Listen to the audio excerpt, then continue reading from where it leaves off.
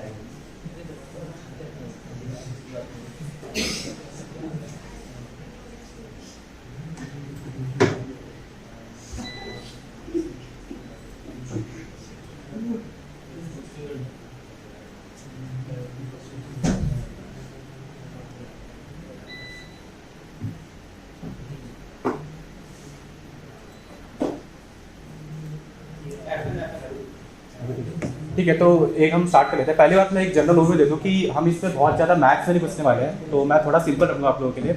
हमारा काम ये है कि हम आपको थोड़ा इंट्यूशन देखें कैसे वर्क करेगा, एक अंडरस्टैंडिंग से रहेगा कि उसके पूरे मैथ्स में घुसे या फिर उसका कोड दिखाए। कोड रहेगा बहुत कम रहेगा, ठीक है। मोस्टली फील और इंट्यूशन के लिए हम यहाँ पे सेशन रखते हैं। अच्छा, बाय द वे ये जो नाम है फ्रॉम पैटर्न्स ऑफ प्रेडिक्शन से ChatGPT यूज़ करके हमने लिखवाया था। तो प्रॉम्प्ट दिया था कि suggest a cool name for ML session, तो उसमें आया था क्या? क्या मैंने कुछ पूछा क्या? अच्छा, ओके, नहीं वो कुछ नहीं है, कह रहा था। ठीक है, तो एग्जांपल लेते हैं। हमने थोड़ा एक फन सिनेरियो रखा है कि यहाँ पे let's say how नॉर्मलीज entertain themselves. तो आपके एंटरटेनमेंट के सोर्सेज क्या क्या? आप लीजर टाइम में क्या करते हो बेसिकली? थोड़ा तेज बोलो। ठीक है, नेटफ्लिक्स हमारे पास है, इस एग्जांपल है। और anime, good enough. Google Meet okay, ये कॉर्पोरेट वाले बंदे हैं। तो कुछ एग्जांपल्स हमने रखे, नेटफ्लिक्स एंड चिल हम सब देखते हैं। मेरा कुछ ज़्यादा ही हो रहा है आजकल, नेटफ्लिक्स वगैरह देखते हैं हम लोग for entertainment. Chatting with friends, ये एक ऐसा मेरा जॉब रिलेटेबल होगा।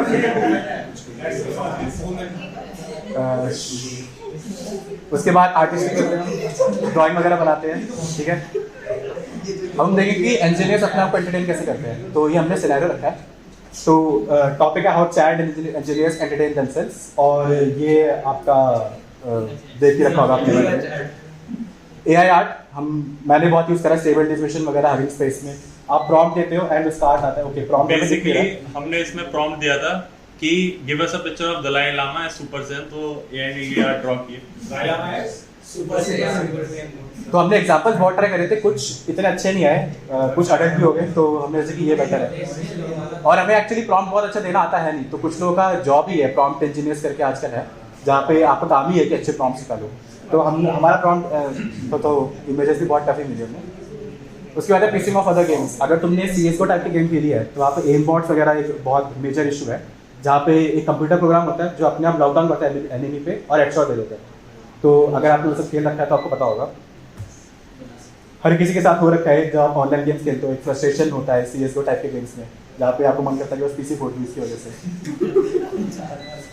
बाय द वे ये तो उसमें CSGO में नहीं था, ये तो कोई और गेम थी, बट हाँ गुड एग्जांपल नेवरदलेस। उसके बाद फूलिंग अराउंड विद LLMs आजकल बहुत अच्छा मीम टेम्पलेट है कि ChatGPT से पंगे ले रहे लोग, और उसमें जैसे एक एग्जांपल है रिवर्स द एरे करके, ओके दिख नहीं रहा है, रिवर्स द एरे है प्रॉम्प्ट यहाँ पे, आपने एक एरे दिया, ये जो एरे है एक्चुअली वर्टिकली फ्लिप होके आ गया। तो इसके अलावा अगर आप देखो कि फैमिली टाइप के क्वेश्चन होते हैं कि मेरे 4 बच्चे हैं उसके नाम वो सब, तो वहाँ पे थोड़ा ChatGPT हक देता है, तो उसका एग्जाम्पल वहाँ पे अगेन टेक्स्ट बहुत क्लियर नहीं है। तो मतलब विद टाइम इम्प्रूव होती हैं चीजें, जैसे काफी लोग कह रहे थे कि ओ ये तो क्या हो गया ChatGPT 3 आ गया ये सब, तो होता क्या है ChatGPT 2 भी था उससे पहले, ChatGPT 2 के बारे में भी लोग ये कहते थे विद आइट्रेशंस, जो आप ऐसे मॉडल्स वगैरह पढ़ेंगे AI के, मतलब ML DL वो सब हम बताएंगे अभी डिफरेंस क्या होता है। तो ये मॉडल्स जो होते हैं ये विद टाइम इम्प्रूव करते हैं as you feed in more data. Also ChatGPT से पहले एक्चुअली OpenAI ने एक चीज़ यूज करी थी, InstructGPT करके, आई डोंट थिंक बहुत ज़्यादा फेमस है। तो उसमें ChatGPT अगर आप नोटिस करो तो आप उसका कॉन्वर्सेशन कर सकते हो, उसको कॉन्टेक्स्ट पता होता है किसी कॉन्वर्सेशन का। InstructGPT में आप एक प्रॉम्प्ट दो, वो उसका आंसर देगा, दैट्स इट। फिर से एक और प्रॉम्प्ट दो, वो उसका आंसर देगा, उसको कॉन्टेक्स्ट नहीं पता होगा, वो आपके कॉन्वर्सेशन नहीं कर सकता बेसिकली। उसके बाद वैसे आपको कौन सा पता ही होगा, but what made all this examples possible, कि इन एग्जांपल में कॉमन क्या था बेसिकली, हम क्या यूज कर रहे हैं यहाँ पे, क्या डिपेंड करने की कोशिश कर रहे हैं। थोड़ा तेज बोल रहे हैं, गुड इनफ। और ठीक है, मशीन लर्निंग बूम बूम। तो बेसिकली हमें आप दिखाने का कोशिश कर रही थी कि इंजीनियर्स, मतलब आजकल इंजीनियरिंग के फील्ड में कितना इंपॉर्टेंस है इस चीज़ का, और धीरे धीरे कैसे टेक ओवर कर रही है। अब एक सवाल है कि एक बेसिक क्वेश्चन है कि आपके हिसाब से AI ML और डीप लर्निंग का भी नाम सुना ही होगा, आजकल बहुत ज़्यादा फेमस है। तो ये टर्म्स बहुत इंटरचेंजेबली यूज होते हैं इन जनरल। इनमें डिफरेंस पता है किसी को, और बहुत एक्चुअली हार्ड डिफरेंस है भी नहीं, थोड़ा ब्लरी लाइन है, बट अगर किसी को पता हो तो। हाँ, basically deep learning is a subset of artificial intelligence and machine learning is a subset of art. ठीक है, बट उसके अलावा लाइक एग्जैक्टली डिफरेंट क्या है किसको पता? ठीक है, तो मैं एक आइडिया देता हूँ। तो अगेन बहुत ब्लरी लाइन है, but AI is like a dream, कि हम चाहते हैं कि कंप्यूटर्स ह्यूमन इंटेलिजेंस को मिमिक कर पाए। कल को मैं किसी कंप्यूटर से बात करूँ तो क्रिएटिव आइडियाज़ दे पाए मेरे को, या जस्ट लाइक अ ह्यूमन वो कुछ चीज़ें कर पाए जो हमें लगे यार ये बहुत ही ह्यूमन लाइक है। इस चीज़ को सेंटिएंट भी बोला जाता है, सेंटिएंट AI कहते हैं, जो बहुत ही ह्यूमन लाइक होता है। तो उसका वो एक ड्रीम है काइंड ऑफ। उसका एक सबसेट है मशीन लर्निंग, जहाँ पे हम मैथमेटिकल टूल्स यूज़ कर रहे हैं, स्टैटिस्टिकल एल्गोरिदम्स यूज़ कर रहे हैं, जहाँ पे वो किसी स्पेसिफिक टास्क में, let's say prediction of weather हो गया, प्रेडिक्शन ऑफ स्टॉक प्राइसेस हो गया, ऐसी चीज़ों में हमसे बेटर हो सकता है। ठीक है, AI का एक ऐसा भी फील्ड है जो ML के अंडर नहीं आता। अगर आपने किसी ने चैट बॉट्स यूज़ कर रखे हो किसी बहुत सस्ती साइट में, जैसे जियो के अगर आप साइट पे जाओगे, यहाँ पे चैट बॉट होता है, वो इस टाइप से वर्क करता है कि आपने कुछ पर्टिकुलर प्रॉम्प्ट दिया, अगर प्रॉम्प्ट में ये चीज़ आ रही है तो ऐसा दे दो, ये चीज़ आ तो ऐसा दे दो। ये आपको देख के लगेगा कि हाँ ये AI है, चैट बॉट है, कुछ तो बड़ी चीज़ चल रही है। On the back and it's a simple effects, उसको मशीन लर्निंग में नहीं डालेंगे। ऐसे चैट बॉट्स भी होते हैं जो मशीन लर्निंग पे वर्क करते हैं, वो वाले नहीं करते। लाइक ऐसे छोटा सबसेट है जो मशीन लर्निंग के अलावा भी है, बट AI में एग्जिस्ट कर रहा है। ठीक है, अगर किसी ने मशीन लर्निंग यूज़ कर रखी हो यहाँ पे, तो जब हम मॉडल को कुछ डेटा देते हैं, लेट्स से अगर मैं चाहता हूँ कि वो हाउसेस के प्राइस प्रेडिक्ट करें, तो मैं उसको फीचर्स दूंगा। लेट्स से हाउस का एरिया कितना है, उसमें स्विमिंग पूल है कि नहीं, कितने रूम है, बालकनी है कि नहीं, इसको फीचर्स बोलते हैं जो हम किसी मॉडल को पास करते हैं। ठीक है, अब अगर लेट्स से आपके पास एक इमेज डेटा है या फिर आपके पास वॉइस है, लेट्स से मेरे पास एक ऑडियो क्लिप यहाँ पर रिकॉर्ड हो रही है, मैं चाहता हूँ कि इसमें से जो पीछे फैन की आवाज़ आ रही है उसको मैं हटा दूँ, तो वो कैसे होगा? यहाँ पे फीचर क्या ही दोगे आप, मतलब आप कैसे बैठ के उसमें फीचर्स निकालोगे बैठ के, है ना।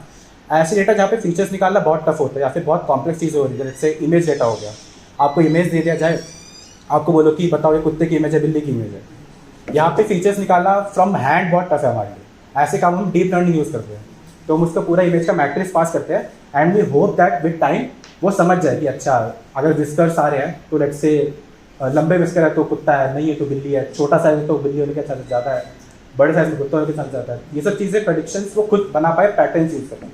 ठीक है, तो ये चीज़ समझ आए, AI is the dream, machine learning statistical tools है, उसका एक सबसेट है डीप लर्निंग, जहाँ पे हम न्यूरल नेटवर्क्स यूज़ करते हैं। अब न्यूरल नेटवर्क्स क्या है?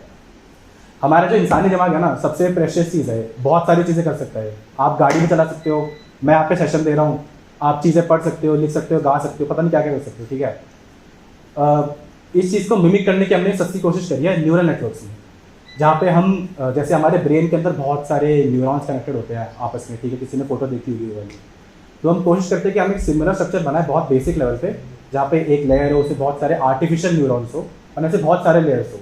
हम काइंड ऑफ एक ब्रेन का स्ट्रक्चर मिमिक कर रहे हैं वहाँ पे। और जब ऐसे न्यूरल नेटवर्क्स हम बनाते हैं जिसमें बहुत सारे लेयर्स हैं, या फिर उनको कहते हैं डीप न्यूरल नेटवर्क्स, और उस पर जो हम यूज़ करते हैं तो डीप लर्निंग का पार्ट बन जाता है।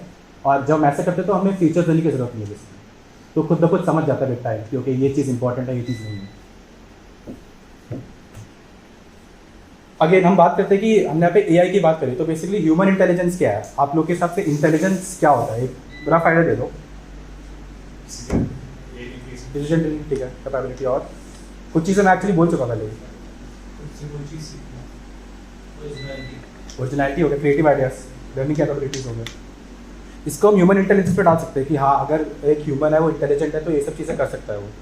बट कोई ऐसा टेस्ट है जिससे आप ट्रूली कह सकते हो कि ये चीज इंटेलिजेंट है?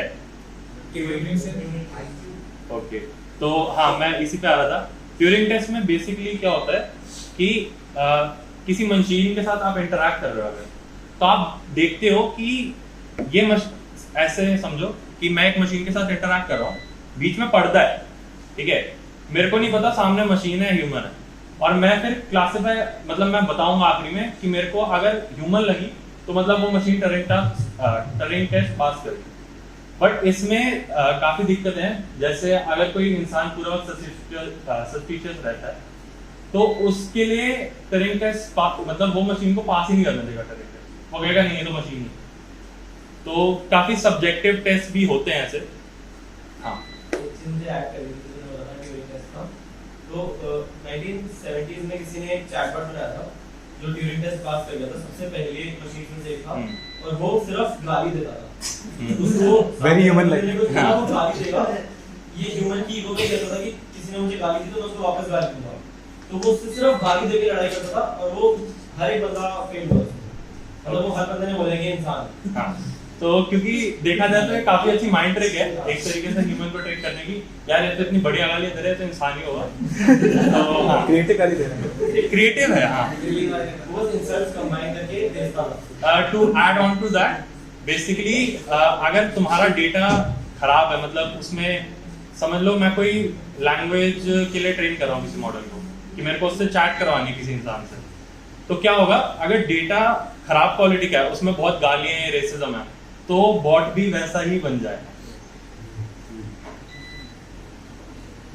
हाँ, तो बेसिकली हम बात कर रहे थे कि व्हाट इज ह्यूमन इंटेलिजेंस, तो उसका जवाब है यहाँ पे कि एबिलिटी टू लर्न हो गया, टू रिकॉग्नाइज पैटर्न्स हो गया, टू सॉल्व प्रॉब्लम्स। ये बेसिक चीज़ें हैं जिससे आप कह सकते हो कि हाँ ह्यूमन इंटेलेक्ट हम इन चीज़ों को डिफाइन कर सकते हैं। अब बात करते हैं कि व्हाट इज आर्टिफिशियल इंटेलिजेंस, जो हम सोचते हैं एआई के बारे में, तो ये सब चीज़ें आती हैं हमारे दिमाग। बेसिकली अगर आप देखो तो अभी हम जिन चीज़ों की बात कर रहे हैं वो आर्टिफिशियल इंटेलिजेंस है।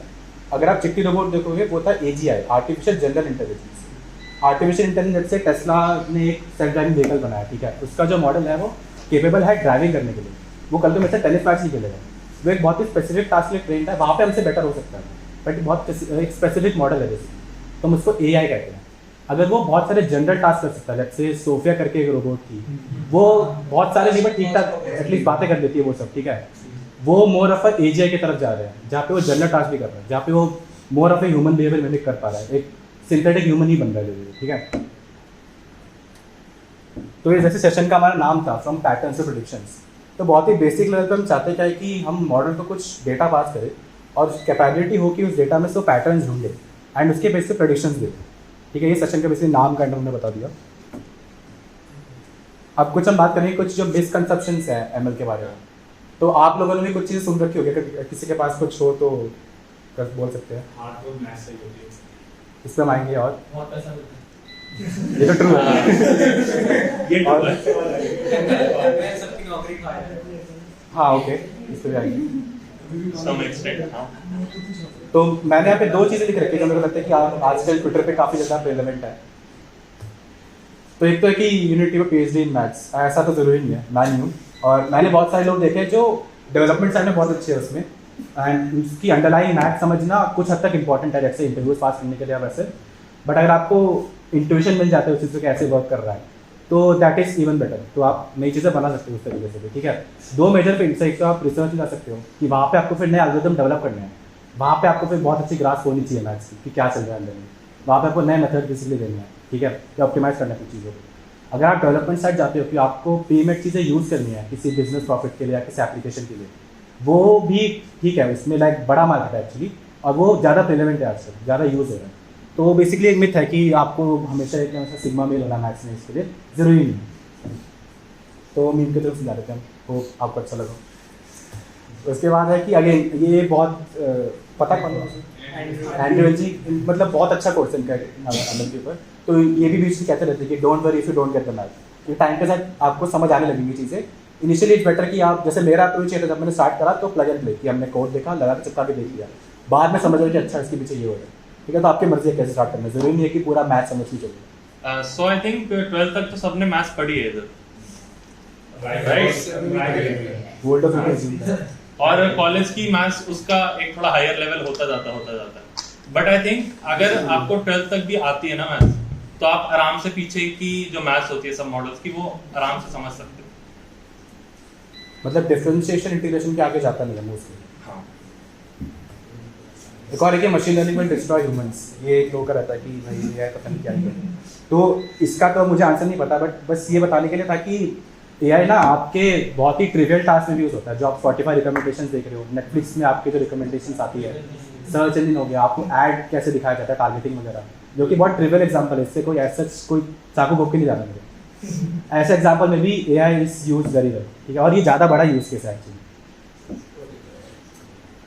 ठीक है। तो अभी हम इतना तो हो गया, अब हम एक बार पूछेंगे कि what are the fundamental fields in machine learning आज के ज़माने में।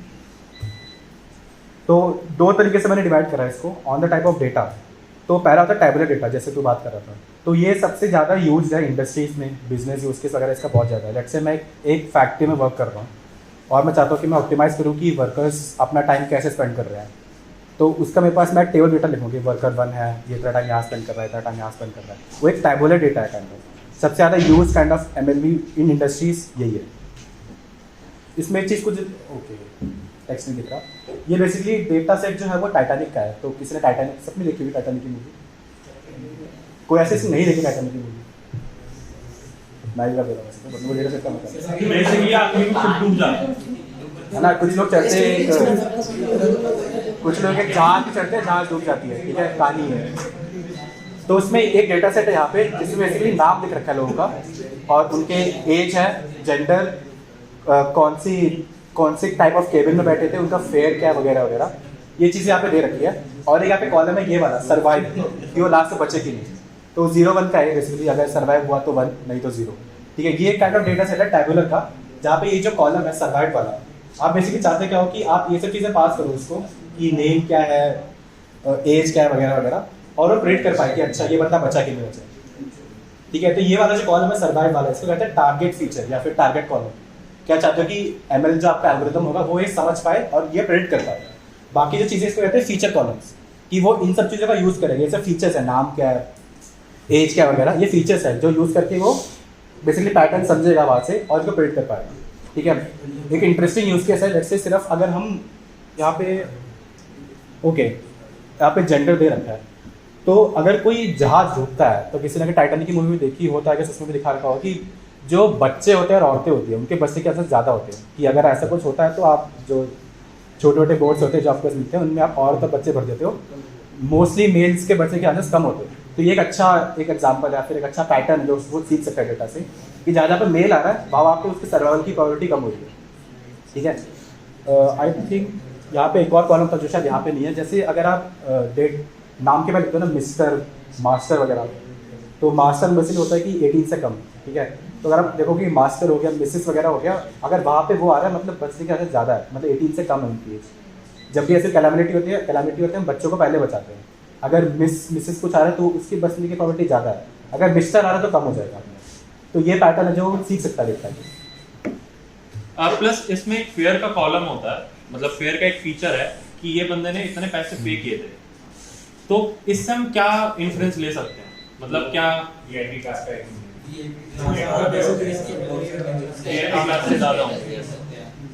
बट अगर आप ऐसे फेयर जो नंबर है इंटीजर वैल्यू फीड करोगे मॉडल को, तो हो सकता है वो उसको इतने अच्छे से इंटरप्रेट ना कर पाए। तो टैबुलर डेटा में ऑल्दो ट्रांसफॉर्मेशन वगैरह बहुत केसेस में नहीं भी चाहिए होती, बट हम जो डेटा होता है उसमें से फीचर्स निकालते हैं और नए फीचर्स बनाते हैं। आप उसके बारे में मोस्टली आप अगर टैबुलर डेटा पे काम कर रहे हो तो आप यही कर रहे होगे, फीचर्स निकालना और नए फीचर्स बनाना। ये अपने आप में बहुत बड़ा फील्ड है, feature extraction and feature engineering. Basically अगर आपको कभी ऐसे डेटा सेट मिलता है ना, तो लेट्स से अगर आप किसी बड़े कंपनी के लिए वर्क करो, कोई बहुत हाई लेवल का प्रोजेक्ट है, तो उसमें आपका अच्छा खासा काम इस फीचर को ठीक करने में या फिर डेटा सेट को क्लीन करने में लग जाता है। कि अगर रियल लाइफ डेटा है तो उसमें बहुत सारे मिसिंग कॉलम्स होंगे, किसी का नाम उल्टा पुल्टा लिखा होगा, किसी ने डेट फॉर्मेट गलत लिख दिया होगा, तो ये सब चीज़ें आपको पहले क्लीन करनी पड़ती है। तो मॉडलिंग ML मॉडल बनाने से पहले की तामझाम ये है कि आपको ये सब चीज़ें ठीक करनी है, उसमें से यूजफुल चीज़ें एक्सट्रैक्ट करनी है। एक और वर्स्ट यूज केस है कि कभी कभी जैसे यहाँ पे डेटा सेट है, कोई कभी कभी नहीं होता आपके पास, तो आपको मैनुअली जाके कंपनी के डेटाबेस में SQL क्वेरीज रन करके पहले डेटा निकालो, फिर उसको क्लीन करो, ये सब काम भी करने पड़ते हैं, डेटा इंजीनियरिंग में आ जाते हैं। तो ये सब वो काम है जो मॉडलिंग से पहले के आते हैं, और ये सब जितना अच्छी तरह करोगे उतना आपकी मॉडलिंग बेटर होगी, वो वाला काम उतना ईजी हो जाएगा। अब कुछ एप्लीकेशन टैबलेट है, क्या बिजनेस डेटा एनालिसिस में बहुत ज़्यादा यूज होता है। किसी कंपनी के पास हमेशा टैबुलर में रहेगा डेटा, कितने प्रॉफिट है कितने लॉस है। सेंसस वगैरह का जो डेटा, सेंसस पता है आपको कैसे सभी को? बेसिकली हर 10 साल में गवर्नमेंट अपने सारे जो लोग वहाँ पे रहते हैं उस कंट्री में उसका डेटा निकालती है। आई गेस 18 से ऊपर का निकालती है सिर्फ, कि लिटरेट है कि नहीं वगैरह वगैरह, एक पूरा डेटा कॉलम बनता है आपका। तो उस डेटा को कैसे एनालाइज करना है, उसको से क्या प्रेडिक्ट करना है, वो सब काम भी टैबुलर डेटा में आता है। फिर एक बहुत आजकल चल रहा है फिर कंप्यूटर विजन, पता किसी उसके बारे में कि एग्जैक्टली क्या है ये, और कोई मतलब डिफरेंट कैसे है टैबुलर डेटा से?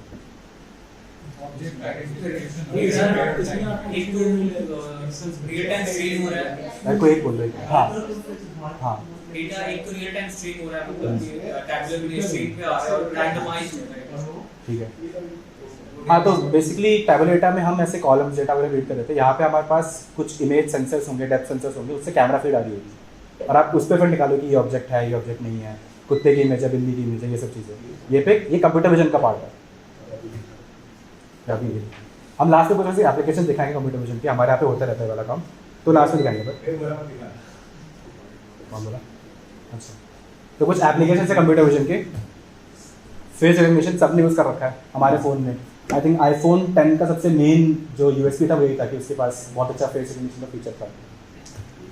सेल्फ ड्राइविंग व्हीकल्स सबने देखा है। अभी बाहर टेस्ला तो कर ही रही है, इंडिया में दिल्ली में स्टार्टअप है स्वायत्त रोबोटिक्स करके, जो ये सेम चीज़ कर रही है बहुत अच्छे लेवल पे, और वो दिल्ली की सड़कों पर निकालती है अपनी गाड़ी वहाँ पे टेस्ट करने के लिए।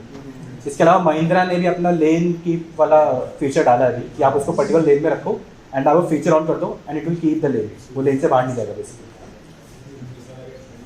गूगल ने सबने यूज़ कर रखा है कि आप कोई पर्टिकुलर चीज़ देखते हो, आजकल तो हाँ वो अलग फीचर हो गया, बट हाँ आप फोटो वगैरह लेते हो किसी पेड़ वगैरह की, और वो बता देते हैं कौन सा पेड़ है, कौन सा फूल है वगैरह वगैरह। गूगल फोटोज़ में जो आप फोटोज़ लेते हो वो अपने आप आपके फेस के हिसाब से सेग्रीगेट कर देता है कि ये बंदा लगा, ये बंदा लगा। प्लेसेस के हिसाब से कर देता है कि आप सी में गए थे आप, ये वाला हो गया, आपके कंप्यूटर के फोटोज़ ये वाले हैं, वो सब चीज़ें ऑटोमेटिकली कर देता है, वो भी कंप्यूटर विजन का पार्ट हो गया। फिर इसके बारे में सुना किसी ने नेचुरल लैंग्वेज प्रोसेसिंग, ये अगेन डिफरेंट कैसे है ये? वो मतलब बेसिकली आप कोई सेंटेंस बोलते तो उसको टोकनाइज कर देते हैं, मतलब ठीक है, वो उस पूरे सेंटेंस को लिस्ट में बांट देते हैं, हर एक वर्ड की लिस्ट हो जाती है, तो आप इस तरीके से उसको फिर ट्रेन कर सकते हो। ठीक है। तो डिटेक्ट करे कि वर्ड बेसिकली यहाँ पे हम डील करते हैं मोस्टली लैंग्वेज डेटा से, कि किसी ने मेरे को कुछ लिख के भेजा है, कुछ टेक्स्ट अलग से, उस पर कैसे ML लगानी है, वो इसका पार्ट हो जाता है नेचुरल लैंग्वेज प्रोसेसिंग का। तो चैटबॉट जो बनते हैं आपके वो इस पे हो गया, टेक्स्ट समराइजेशन वगैरह के टूल्स इस पे हो गए, आप ग्रामरली वगैरह यूज़ करते हो वो इसके बेसिस पे हो गया। ये डिफरेंट इसलिए कि यहाँ पे कॉन्टेक्स्ट इंपॉर्टेंट है, कि अगर मैं लिखूँ हेलो आई एम अर्जुन तो एक स्पेसिफिक सीक्वेंस में आता है ये चीज़ें, सीक्वेंशियल डेटा है, इसलिए डिफरेंट है बाकी चीज़ों से। इसका क्या एग्जांपल जो मैंने बोला उसके अलावा किसी को पता है कुछ? हाँ, चैट GPT हो गया, गूगल असिस्टेंट, मतलब वो आप Good enough. वॉइस और ट्रांसलेशन आजकल Gmail में भी अपने आप आ जाता है फीचर, समराइजेशन वगैरह का मैंने देखा है, उसमें आपको कोई लिख के कुछ भेजा तो नीचे ऑप्शन आते हैं okay noted, thanks for sharing, ऐसी चीज़ें, वो इसका पार्ट हो गया। तो एक बहुत अच्छा फीचर था हेट स्पीच डिटेक्शन का। तो अराउंड 2020 पे ट्विटर ने एक फीचर निकाला था जहाँ पे आप ट्वीट कुछ करते हो एंड वो फ्लैग कर देता है, अगर उसको लगता है कि हेट स्पीच है तो उसको फ्लैग कर देता है उस टाइम पे। ये काइंड ऑफ ये फीचर अब तो नहीं आई थी, बट एक बहुत फेमस एक्टर्स थी जिनके बहुत सारे ट्वीट उस टाइम पे टैग हो गए थे। किसी को नाम पता है? 2020 के अराउंड कोविड के टाइम पे कंगना रनौत के बहुत सारे जो ट्वीट थे वो टैग हो गए थे कि हेट स्पीच है। क्या थोड़ा फ्लूइडिटी लाओ यार। आई थिंक किसी मिनिस्टर का भी हुआ था जिसकी वजह से थोड़ा सीन हो गया था, फिर उसकी वजह से ये फीचर फिर बंद हो गया था। अभी तो नहीं है ट्विटर पे। चैटबॉट्स अगेन, अगर किसी ने चैट जीपीटी तो बहुत अच्छा है, मतलब चैटबॉट कह नहीं सकते, बट इन जनरल जियो वगैरह की तो चैटबॉट यूज़ करो, बहुत फ्रस्ट्रेटिंग है। अमेजॉन के चैटबॉट्स एक टाइम बहुत थोड़ा फ्रस्ट्रेटिंग हो जाते हैं। स्विगी का मैंने कभी यूज़ नहीं करा, बट सुना है कि बारे राइटिंग असिस्टेंट ग्रामरली वगैरह जो यूज़ कर रहे हो। क्विलबॉट किसी ने यूज़ करा है? क्विलबॉट एक बहुत अच्छा, आप उसमें टेक्स्ट डालो वो आपको पैराफ्रेज करके दे देगा बेटर वर्ड्स में। वो एक अच्छा एग्जांपल है इसका राइटिंग असिस्टेंट का। फिर एक टाइप ऑफ डेटा होता है टाइम सीरीज डेटा, तो इसके बारे में सुना किसी ने? बता। टाइम सीरीज डेटा होता है किसी चीज की value with respect to time. Usually ये चीज जो सबसे कॉमन एप्लीकेशन है स्टॉक प्राइस प्रेडिक्शन में इसका यूज होता है। बेसिकली ऐसा डेटा हो गया, जैसे वेदर डेटा हो गया, तो वेदर या फिर जैसे टेम्परेचर, वो डे ऑफ टाइम पे डिपेंड कर रहा है। सुबह जनरली कम होगा, आफ्टरनून को ज़्यादा हो जाएगा, रात को कम हो जाएगा। ऐसी चीज़ें हम टाइम सीरीज डेटा कर सकते हैं। एप्लीकेशन अगेन, एक तो स्टॉक प्राइस प्रेडिक्शन कि स्टॉक के जो प्राइस होते हैं वो जैसे मंथ पे डिपेंड कर सकता है, कौन से ईयर इस पर डिपेंड कर सकता है, या फिर टाइम एक इंपॉर्टेंट फैक्टर है। तो हम एक्स एक्सिस पे टाइम को रखते हैं और वाई एक्सिस पे जो वैल्यू है जो भी प्रेडिक्ट कर रहे हैं उसको रखते हैं, एंड इस टाइप के डेटा को हम कहते हैं टाइम सीरीज। ये स्टॉक प्राइस हो गया और एक वेदर फोरकास्टिंग। अब on the basis of algorithm, अभी हमने पढ़ा था on the basis of data, तो on the basis of algorithm ये इसके मेन 3 प्रकार के होते हैं। एक है सुपरवाइज, एक है अनसुपरवाइज, एक है रीइंफोर्समेंट लर्निंग। किसी ने किसको पता है इसके बारे में?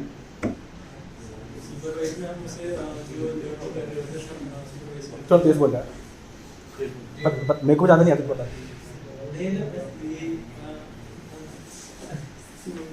ये फिर से बोलना, मैंने सुना ही नहीं। सुपरवाइज में जो भी हम कर रहे होते हैं उससे इसका जो आउटपुट आता है उसे एनालाइज करते हैं। अनसुपरवाइज में वो हम उससे सेल्फ फीडबैक लूप में रहते हैं कि वो खुद ही हमसे एक्टिवली सुपरवाइज नहीं कर रहे हैं, इसमें वो अपने आप को भी सुपरवाइज करते हैं। बहुत अच्छा। और रीइंफोर्समेंट को पता है? ओके, तो बेसिकली आपने अनसुपरवाइज्ड और रीइंफोर्समेंट को थोड़ा मिक्स कर दिया, बट मतलब समझ आ जाएगा अभी डिफरेंस। हम सुपरवाइज और अनसुपरवाइज समझाएंगे, प्लस रीइंफोर्समेंट के काफ़ी इंटरेस्टिंग वीडियोस हैं उसके यूज केसेस के, हम आपको वो भी दिखाएंगे सेशन में। तो सुपरवाइज बेसिकली क्या होता है कि लेट्स से आपको एक मॉडल बनाना है जो ये बता पाए कि एक पर्टिकुलर इमेज है वो कुत्ते की है बिल्ली की है, ठीक है। आप क्या करोगे, उसको आपने ये एग्जांपल दिया, एक जैसे बिल्ली की इमेज दी, आपने बताया देखो ये बिल्ली, आपने ये सब करा बहुत टाइम्स। आपने कुत्ते का भी सेम करा कि आपने इमेजेस दी, ये देखो कुत्ते की इमेज आके बोले देखो कुत्ता है। तो आप बेसिकली सिखा रहे हो उसको विद एग्जांपल कि ये इमेज आ रही है, इसके करस्पॉन्डिंग ये लेबल है, इसको लेबल बोला जाता है कि कुत्ता की बिल्ली है, ठीक है। आप इस जैसे 1000 टाइम्स आप ये चीज़ करो, आप बहुत सारी इमेजेस दो कुत्ते बिल्ली की, हर इमेज बताओ ये कुत्ता है बिल्ली, कुत्ता है बिल्ली, ठीक है। और लास्ट में एक्सपेक्ट कर रहे हो कि मॉडल उसमें से पैटर्न उठा के सीख जाए कि अगली बार अब आप सिर्फ एक इमेज दो बिना लेबल के और खुद बता पाए कि ओके ये कुत्ता है बिल्ली, ठीक है। बहुत ही लेन एग्जाम्पल बट वर्क्स वेल। तो ये एग्जाम्पल है सुपरवाइज का। सुपरवाइज है ना, मोस्टली 2 टाइप के टास्क होते हैं। तो एक हम कहते हैं रिग्रेशन। तो रिग्रेशन, अच्छा किसको पता है कौन कौन से टास्क है सुपरवाइज? 2 टाइप के हैं। कौन बोला? हाँ, रिग्रेशन और क्लासिफिकेशन। रिग्रेशन में क्या होता है कुछ पता है? रिग्रेशन में मतलब कंटीन्यूअस डेटा होता है, ठीक है, क्लासिफिकेशन में मतलब क्लासिफिकेशन। ठीक है। तो सही बोला उसने कि रिग्रेशन में हम क्या कर रहे हैं, लेट्स से मेरे पास बेसिकली हम कंटिन्यूस डेटा आउटकम प्रेडिक्ट कर रहे हैं। लेट्स से मेरे को प्रेडिक्ट करना है कि मेरे एंड सेमेस्टर में कितने मार्क्स आते हैं, ठीक है। तो उसका एक रेंज होगा, लेट्स से 0 से लेकर 100 तक। इसके बीच में डेटा कंटिन्यूस है, 0 हो सकता है, 100 भी हो सकता है, 50 हो सकता है, 70 भी हो सकता है, ठीक है। ये किसी क्लासेस में डिवाइड नहीं है, ये कंटिन्यूस डेटा है, तो ये इसको हम रिग्रेशन में डालते हैं। सेकेंड हमारा यूज केस है क्लासिफिकेशन का, जहाँ पे हम क्लासेस में डालते हैं डेटा, तो उसका बताते हैं। बेसिकली यहाँ पे डिस्ट्रिक्ट क्लासेस होंगी। एक एग्जाम्पल लेट से मेरे को बताने का पास हुआ कि फेल हुआ, तो ये 2 डिस्ट्रिक्ट क्लास है, आप पास सकते हैं, फेल हो सकते हैं। 2 डिस्ट्रिक्ट क्लास है, यहाँ पे क्लासिफिकेशन के एग्जाम्पल हो जाता है। एक और एग्जाम्पल है, लेट से आपको कल का वेदर प्रेडिक्ट करना है, तो एक कंटिन्यूस डेटा है कि केल्विन स्केल होता है 0 to 273 केल्विन, उसके बीच में डेटा कंटिन्यूस रहेगा, 0 भी हो सकता है, 273 वैसे फिजिकली पॉसिबल नहीं है, वो भी हो सकता है, बट हो सकता है। ठीक है, इसके बीच में डेटा कंटिन्यूस रहेगा। अगर क्लासीफाई करना है, जैसे मैं कहता हूँ कि हॉट है कि कोल्ड है, अब अगर कोई चीज़ जैसे मैं कह रहा हूँ कि 30 डिग्री सेल्सियस से ऊपर है तो वो हॉट मैं बता दूंगा, उससे कम है तो कोल्ड है। तो कोई भी एग्जाम्पल के 2 डेटा बन सकते हैं, तो हॉट होगा या कोल्ड होगा। ये क्लासिफिकेशन के एग्जाम्पल है। ये एक और मैंने DFD का ऐड करा सुपरवाइज लर्निंग का, कि लेट्स से आपको एक मॉडल बनाना है जो बता पाए कि शेप क्या है किसी गिवन एग्जाम्पल का। तो आप क्या करोगे, पहले बहुत सारे एग्जाम्पल्स दोगे। मैंने ये एग्जाम्पल दिया, मैंने बताया कि हेक्सागन है, मैंने ये दिया, मैंने बोला ट्रायंगल है, ये देखिए बोला स्क्वायर है। मैंने ऐसे बहुत सारे मैंने एग्जाम्पल्स डाले या फिर लेबल डेटा डाला, basically example with their label, और मैंने इसको ट्रेनिंग करी, ट्रेनिंग वाले बाद में आएंगे। और अब मैं चाहता क्या हूँ कि जब मैं कल से उठ के उसको एक स्क्वायर पास करूँ तो वो बता पाए कि अच्छा ये स्क्वायर है, ट्रायंगल बता पाए कि ट्रायंगल है। ये एक मोटा ओवरव्यू है कि सुपरवाइज लर्निंग कैसे वर्क करता है। तो एक अच्छा एग्जांपल है कि हम में से कोई पढ़ता है नहीं, ठीक है, टेंशन में सबको पता है। हम क्या करते हैं, एक रात पहले बैठ के आकाश चाट लेते हैं, ठीक है। तो आपको आता कुछ है नहीं, आप एक रात में कोशिश कर रहे हो कि जितना आप पढ़ पाओ उतना समझ लो, प्रेडिक्शन वगैरह मतलब पैटर्न्स निकाल लो उसमें से, और अगले सुबह के आपको उल्टी करनी है एग्जाम में, ठीक है। सिमिलरली हम मॉडल पे डेटा डंप करते हैं कि ये आपके पास डेटा है, एग्जाम्पल्स है, ये उसके लेबल्स है, इसको पढ़ लो भाई। अगले सुबह हम उससे पूछेंगे सवाल कि बताओ, अब मैं दे रहा हूँ लेबल, नहीं दे रहा इस बार, आप बताओ लेबल, ठीक है। एक और एग्जांपल यहाँ पे एक जिफ मैंने यूज़ करा था कि एक बंदा है जो एक रोबोट को दिखा रहा है कि एप्पल है, एक और एप्पल हो गया, ये भी एक और एप्पल है, अब वो चला गया। अब इसका काम है कि समझना, इसको अच्छे खासे एग्जांपल मिले। अभी एप्पल है बट ग्रीन कलर का, हम मान लेते रेड एप्पल है, तो देख के बता पाए कि okay this is also an apple, ये मैं पहले देख चुका हूँ।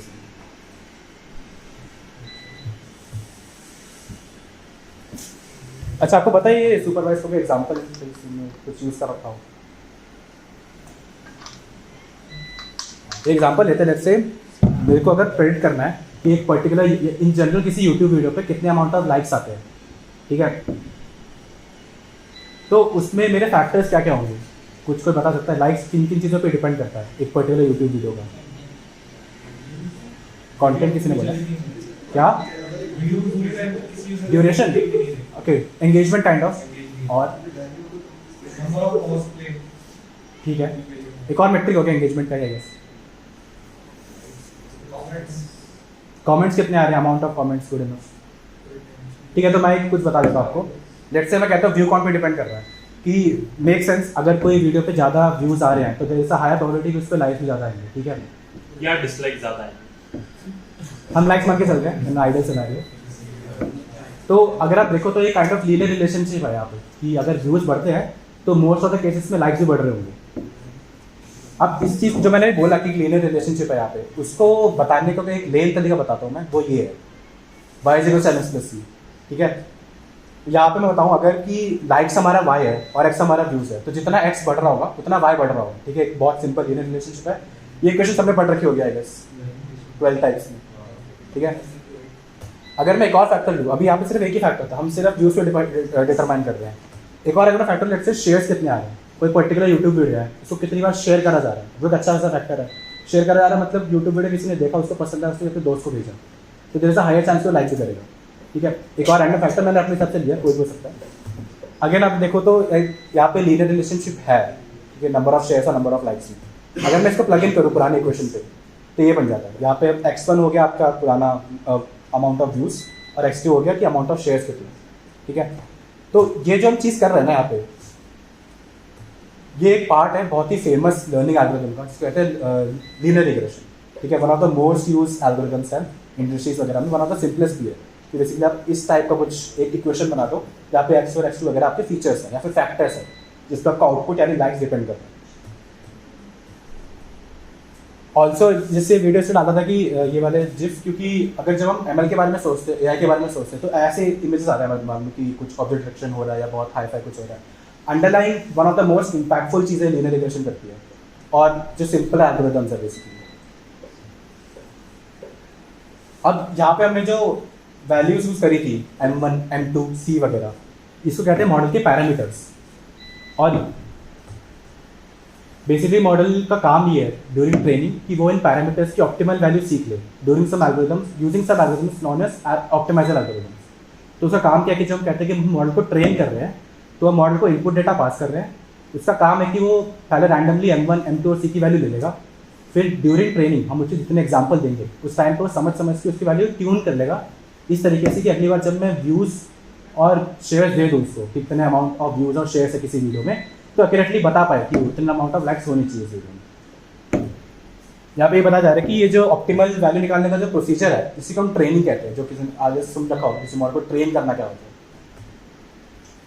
एक और एग्जांपल देते हैं कि जैसे मुझे प्रेडिक्ट करना है कि मैं कल कॉलेज आऊँगा कि नहीं आऊँगा, ठीक है, थोड़ा इंटरेस्टिंग सिनेरियो है। तो मैं फैक्टर है let's say is a training, अगर बारिश हो रही कि नहीं अच्छा खासा फैक्टर है, तो if yes not going, if no let's say मैं कॉल ले रहा हूँ, लैब है कि नहीं, किसी ने बोला बताया जैसे लैब है कि नहीं अच्छा खासा फैक्टर है, तो नो, तो मेरा तो ऐसे ही नहीं नो रहता बट ओके। एक और सबसे इंपॉर्टेंट फैक्टर है मूड है कि सुबह उठ के मन कर रहा है कि नहीं जाने का, ठीक है।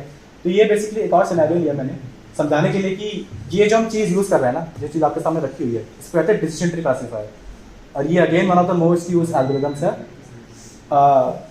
One of the most impactful algorithms है। इसके डिफरेंट वर्जन्स हम और एल्गोरिथम से यूज़ करते हैं। किसने पढ़ा होगा रैंडम फॉरेस्ट करके चीज़ होती है, एक होता है एक्सजी बूस्ट वगैरह, उसके अंदर अंडरलाइंग डिसीजन ट्रीज यूज हो रहे होते हैं। और ये एग्जाम्पल टॉय एग्जाम्पल है काइंड ऑफ, रियल लाइफ में बहुत कॉम्प्लेक्स चीज़ बनती है। जब कॉम्प्लेक्स डेटा होता है तो बहुत ऐसा बड़ा सा पेड़ बनता है। But just to show you कि ये जो इतना कॉम्प्लेक्स ट्री है इसका कोड इतना सही है ML पाइथन के एंड पे कि आप एक sklearn करके क्लास है, लाइब्रेरी है, वहाँ से आप डिसीजन ट्री का क्लास इंपोर्ट करो, उसके बाद उसको ऑब्जेक्ट बनाओ, फिट में डाल दो। फिट ट्रेन वाला काम करता है, ट्रेनिंग वाला। इसका इस स्टेप में ट्रेनिंग हो रही है, यहाँ पे आप एग्जाम्पल पास करो, यहाँ पे आप लेवल्स पास करो, एंड देन अगले स्टेप में प्रेडिक्शंस, दैट इज इट। एक बहुत ही हाई लेवल ओवरव्यू में यही काम हो रहा होता है किसी ML एल्गोरिथम में, ठीक है। गिव दैट कि आपका डेटा मतलब मिसिंग वैल्यूज वगैरह ना हो डेटा। इसके पहले जब हमने लीनियर रिग्रेशन पढ़ा था, सिमिलरली इंपोर्ट करा, ऑब्जेक्ट बनाया, फिट, प्रेडिक्शंस, ठीक है। जस्ट टू शो यू कि ये सब चीज़ें अंडरलाइन बहुत ईजी है, घबराने की जरूरत नहीं है सब चीज़ों से। एल्गोरिथम देखिए एक कोडर्स पर्सपेक्टिव में ये चीज़ें करना बहुत ज़्यादा डिफिकल्ट नहीं है। अब मैं बस एक नेम ड्रॉप कर रहा हूँ कुछ बहुत ही इंपॉर्टेंट या फिर famous supervise machine learning algorithms के। लॉजिस्टिक रिग्रेशन, लीनियर रिग्रेशन हमने पढ़ा था जहाँ पे हम कुछ कॉन्टिन्यूस वैल्यू क्रिएट करते हैं, जैसे let's say amount of likes एक कॉन्टिन्यूस वैल्यू है। अगर मैं बताऊँ कि अब अमाउंट ऑफ लाइक्स 1 मिलियन से ज़्यादा है कम है, ये क्लास हो गया। अगर मैं तो ऐसा काम करना होगा तो मैं लॉजिस्टिक रिग्रेशन यूज़ करूँगा। इसके बाद एक और random forest, again decision tree से वर्क करता है। के nearest neighbours one of the एक बहुत ही सिंपल एल्गोरिथम है बट काफ़ी यूज हुआ है।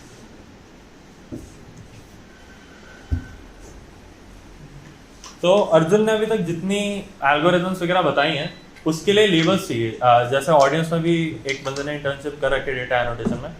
बेसिकली डेटा एनोटेशन में यही होता है कि जो डेटा अनलेबल्ड है उसको लेबल करना होता है ताकि उस पर अच्छी एल्गोज और यूज हो सके, सुपरवाइज लर्निंग यूज हो सके। बट हर बार हम ये चीज़ नहीं कर सकते बिकॉज बहुत टाइम कंज्यूमिंग टास्क है।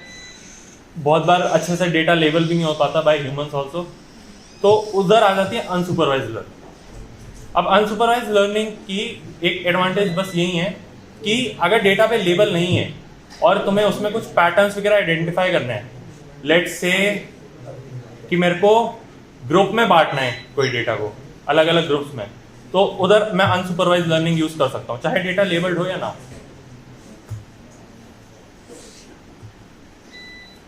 तो जैसे मैंने बताया अनलेबल्ड रहता है डेटा, हम पैटर्न्स ढूंढते हैं, स्ट्रक्चर्स, रिलेशनशिप्स। तो क्लासिफिकेशन से ये अलग कैसे चीज, कोई सोच सकता है? क्लासिफिकेशन और अनसुपरवाइज काफी सेम नहीं होगी? क्लासिफिकेशन में लेबल्स पहले से है ना, इसमें कैटेगरीज हैं। अनसुपरवाइज में पहले हमने डिस्ट्रीब्यूशन कर दिया, ठीक है, ये भी ठीक है। और क्लासिफिकेशन में हम क्लासिफाई कर रहे हैं कि जैसे अगर 4 ऑब्जेक्ट है तो ये x में बिलोंग करता है, ये y में, ये z में और ये है। क्लस्टरिंग में हम लोग ये कह सकते हैं कि ये x है, ये x नहीं है। अब नहीं में कौन सा है वो हमें नहीं पता, लेकिन हमारे पास लेबल्स हैं, राइट? लेबल्स बाद में बना देंगे। हां, आइदर इट इज दिस और इट इज नॉट। ठीक है, दोनों ने सही दिया, बिल्कुल नाइस। तो इधर एक एग्जांपल लिया है हमने कि आपको समझ आ जाए कि क्लासिफिकेशन, रिग्रेशन और क्लस्टरिंग अलग अलग कैसे होती है एग्जैक्ट। तो जैसे क्लासिफिकेशन में बताया, रेंज ऑफ वैल्यूज होती है। लेट्स से आप किसी पर्सन की हाइट प्रेडिक्ट करना चाहते हो यूजिंग अदर फीचर्स, जैसे एज हो गया, वेट हो गया, ये सब। तो क्लासिफिकेशन में लेट्स से 4 बंदों की मेरे को हाइट प्रेडिक्ट करनी थी, ठीक है, तो ये क्लासिफिकेशन का टास्क है, रेंज ऑफ वैल्यूज है, हाइट अलग अलग हो सकती है, जरूरी नहीं है कि नंबर ही हो जो तुम चीज प्रेडिक्ट करने की कोशिश कर रहे हो, बट कॉन्टिन्यूस रहनी चाहिए वैल्यू। अब हम आ जाते हैं क्लासिफिकेशन में। क्लासिफिकेशन में जैसे कहते हैं ना कि एज के साथ हाइट रुक जाती है, एक सर्टेन एज के बाद हाइट किसी की नहीं बढ़ती, तो इसमें हम क्लासिफाई कर सकते हैं एज से या और भी फीचर साथ में इंक्लूड करके कि एक क्लासिफिकेशन हो गई कि बंदे की हाइट पूरी हो चुकी है, हो गया, वो ग्रोन हो गया, अब और नहीं बढ़ेगी। एक होता है कि वो अभी भी ग्रो कर रहा है, उसमें मतलब हो सकता है अभी जैसे सडन बर्स्ट नहीं आता हाइट का, आई थिंक सब लोग का आया होगा सब लोगों का नहीं आया होगा, ओके हाँ वेट कर सकते हैं, क्या पता। तो एक टास्क ये हो सकता है कस्टमर सेगमेंटेशन का, मतलब ये बेसिकली एप्लीकेशन है अनसुपरवाइज्ड लर्निंग के, और ये काफ़ी जगहों पे यूज होता है, स्पेशली जो कंपनीज एडवर्टाइजमेंट में हेल्प करती हैं एंड ऑल।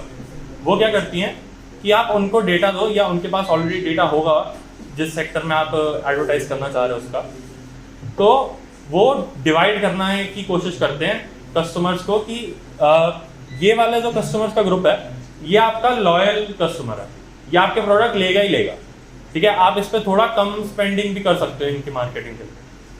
बट वहीं एक कोई कस्टमर है जो मतलब एक बार मेरा प्रोडक्ट यूज कर रहा है, किसी और प्रोडक्ट पे चले जा रहा है, तो मेरे को उसके लिए मार्केटिंग स्ट्रैटेजी अपनी अलग करनी पड़ेगी, मेरे को उस पर थोड़ा मार्केटिंग का खर्चा बढ़ाना पड़ेगा। ऐसे ही अनसुपरवाइज्ड लर्निंग में हम डिसाइड करते हैं कि हमें पैटर्न्स किस फॉर्म में चाहिए, उस पर अभी हम आगे क्लस्टरिंग में आएंगे, वो आपको फिर और अच्छे से समझ आ जाए।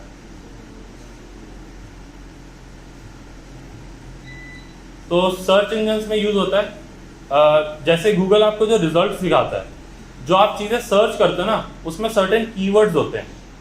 जैसे आपने देखा होगा क्रोम पे आप सर्च करते हो तो नीचे आता है कि आपने ये चीज सर्च की थी but it should have must include, आता है ना नीचे कीवर्ड।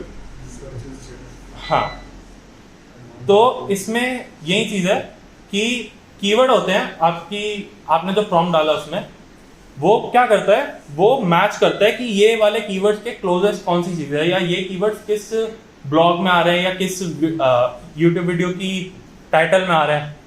तो लोग इस चीज के साथ खेल के एल्गोरिथम्स को फूल करने की कोशिश करते हैं। जो एल्गोरिथम मतलब जैसे क्लिकबेट टाइटल्स होते हैं, लोग यही करते हैं कि जो जिनका मतलब उन्हें पता है कि ये कीवर्ड पे बंदा मेरी वीडियो पे क्लिक करेगा ही करेगा, वो वैसे कीवर्ड्स रखते हैं अपनी टाइटल में। एक स्पैम फिल्टरिंग का हो गया, ये काफी मतलब ये इस तरीके का टास्क है कि आप क्लासिफिकेशन भी कर सकते हैं इसमें, अनसुपरवाइज भी कर सकते हैं। तो होता क्या है कि बहुत बार स्पैम फिल्टरिंग में जो मैसेजेस नहीं भी जाने चाहिए स्पैम में वो चले जाते हैं। अब आई थिंक 2000 ईमेल्स आ रही हैं तो 2-3 चले जाएंगे स्पैम में, ये ठीक है, एक्सेप्टेबल है। तो अनसुपरवाइज्ड लर्निंग में मेन चीज आती है क्लस्टरिंग की। कोई कुछ पूछ रहा था क्या? नहीं ना। तो क्लस्टरिंग में हम बेसिकली ये चीज करेंगे कि डेटा है मेरे पास, ठीक है, मेरे को नहीं पता कि लेबल्ड है अनलेबल्ड है, मेरे को बस इसमें पैटर्न देखना, मेरे को इसे ग्रुप्स में डिवाइड करना है। जैसे कस्टमर सेगमेंटेशन का मैंने एग्जांपल दिया था, मेरे को निकालना है कि मेरे को समझ लो 3 कस्टमर्स निकाल, 3 कस्टमर्स का ग्रुप, एक जो हमेशा लॉयल रहेगा, एक जो हो सकता है अपनी स्पेंडिंग बढ़ा ले, एक है जो बिल्कुल स्पेंड नहीं कर रहा मेरे प्रोडक्ट पे। तो एक काफी फेमस एल्गोरिथम है एंड आई थिंक जिन्होंने भी मतलब थोड़ा इंट्रो वगैरह लिया होगा एमएल में, उन्होंने अभी तक यही पढ़ी होगी, के मींस क्लस्टरिंग। तो बेसिकली के मींस एक ही तरीका समझने का मींस से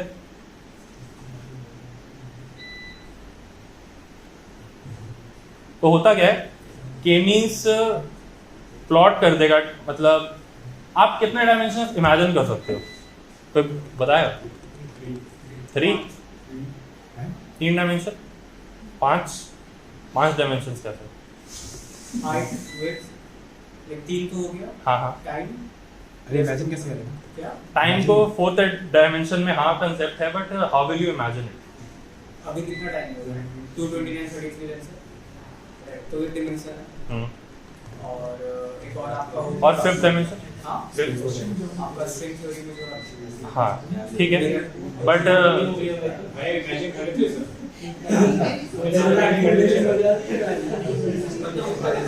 मतलब गाइस थोड़ा आराम से, मतलब थ्योरेटिकल है ये चीज, खुद इमेजिन कर पाना मुश्किल है। मैं तो 3 डायमेंशन से ज्यादा इमेजिन नहीं कर पाता, मेरी ब्रेन की कैपेसिटी इतनी है।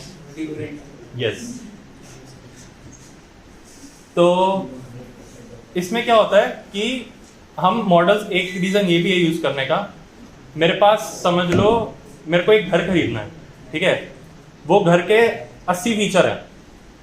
फीचर इन द सेंस कि उसका एरिया कितना है, उसके फ्लोर्स वगैरह कितने हैं, राइट, ऐसे फीचर्स हो गए, 80 फीचर हैं उसके। क्या मैं सारे कंसिडरेशन में ले सकता हूँ एक घर को बाय करते हुए? कहीं मेरे में थोड़ा बायस भी आ सकता है मेरे इमोशन की वजह से।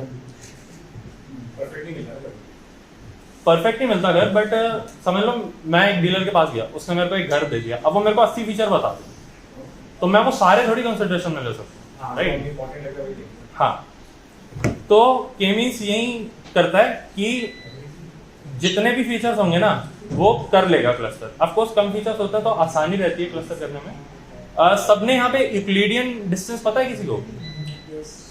जिनको नहीं पता, तुमने भी पढ़ रखा है, तुम्हें नाम नहीं याद आ रहा उसका। बेसिकली डिस्टेंस फार्मूला, तो K-मींस क्लस्टरिंग में भी यही होता है। डिस्टेंस फार्मूला यूज करके हम रैंडमली जनरेट करते हैं सेंट्रॉइड्स। सेंट्रॉइड्स पता है सबको यहाँ? 12th की मैथ्स या 10th की थी आई थिंक, जो भी है, सिंपल होता है।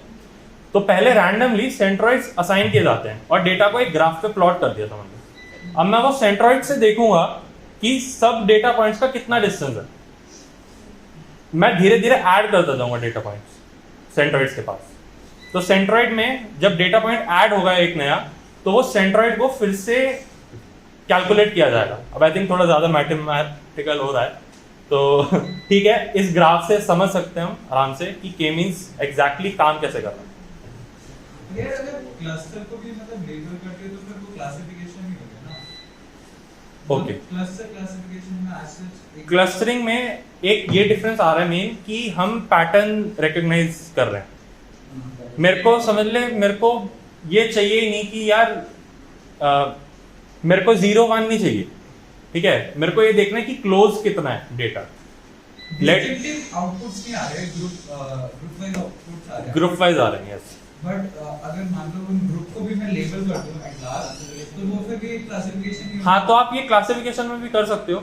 जैसे मैंने स्पैम का एग्जांपल दिया था, उसमें स्पैम में अर्जुन और मैं भी पहले यही डिस्कस कर रहे थे कि यार स्पैम तो क्लासिफिकेशन से भी हो सकता है, अनसुपरवाइज से भी हो सकता है। इट्स अप टू यू कि आप कौन सा एल्गो यूज कर रहे हो। बट अनसुपरवाइज उधर अच्छा रहता है जहां पे लेबल्स नहीं है और जहां पे बस you are only concerned with the pattern. हाँ,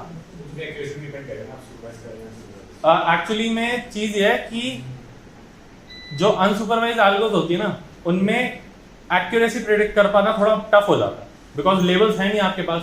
आप टेस्ट किसके अगेंस्ट करो, राइट? तो टेस्टिंग का थोड़ा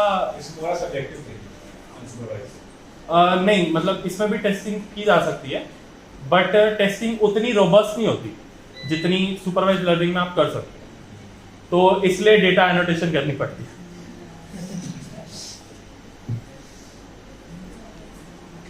ठीक है, तो अभी तक हमने सुपरवाइज और अनसुपरवाइज पढ़ा है।